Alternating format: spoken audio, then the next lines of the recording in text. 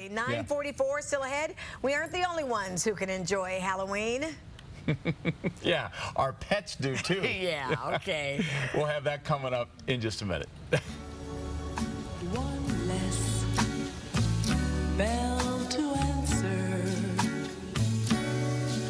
One less egg to 9:47. Halloween, well, isn't just for kids. It's also many times for our pets. But with the holiday also comes some hazards for your furry-friendly family. And Dr. Tony Kramer from Kramer Vet Services joins us this morning to talk about how to be on the what we should be on the lookout for and what they can have on Halloween. Thank you so much, Dr. Kramer, and all of your friends for coming in. We so appreciate this. We have a whole host of pets here that are from our Humane Society, helpsafepets.org. These guys are all for adoption, and they're showcasing a fashion show of safe costumes. I mean, I love to see people give a lot of attention to their pets, but sometimes these costumes and things can be things that could be annoying for pets. So whether, go ahead, what makes these safe as opposed to other costumes? Well, what's the deal? We really want to watch for things on the costumes that they could chew off and eat or swallow, that kind of thing. So we try to do things that are not too much on their head, and every dog's a little different as to what they're going to tolerate. This little guy with the shark costume on, he's doing okay with something on his head.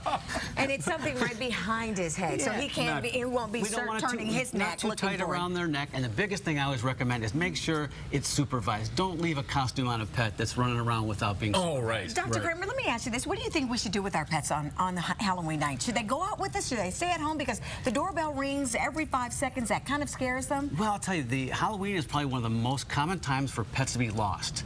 Just because there's so many scary things that kind of stress them out. So I highly recommend keeping your pet isolated, maybe in a different room. We brought some toys in that they're interactive that we put little treats in for them to keep them occupied during that time. Before we get to the treats, can you talk to us about what should not be, or what our pets should not be near, anywhere near? Absolutely. We're going to decorate our home with a whole bunch of things that are going to spark the curiosity of our pets. And so cats may chew up some decorations like this and get that inside them. Also, we're going to have all this candy around, which can be, for dogs and cats, chocolate is poisonous, and there's even some poisons and toxins that are in sugarless gum and a few different other sugarless candies that people don't even know about. What makes chocolate so dangerous for our dogs?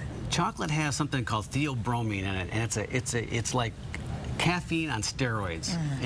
And so they get like me this morning. Exactly. You know, about 10 cups of coffee, that type of thing. That happened to me this morning. So it can be a very big problem. If your pet does get into anything like that, call your veterinarian right away. We're going to make them, get that out of them and do that safely for them. All right, Darlene's been poisoned this morning. We didn't even know it. All right, show us what else you have here, Doc. We also have the hazards here of candles. When people want to light candles at Halloween, use the ones that have little batteries in them. Sure. They may not be quite as decorative, but if the pets get into them or knock them over, we're not going to have a fire. That's a problem. Exactly. Use the flameless Also, we ones. talked about pets getting lost. Make sure your pet has a collar with identification on it. Also, think about getting your pet microchipped at your veterinarian, a permanent way to identify them just in case they get out.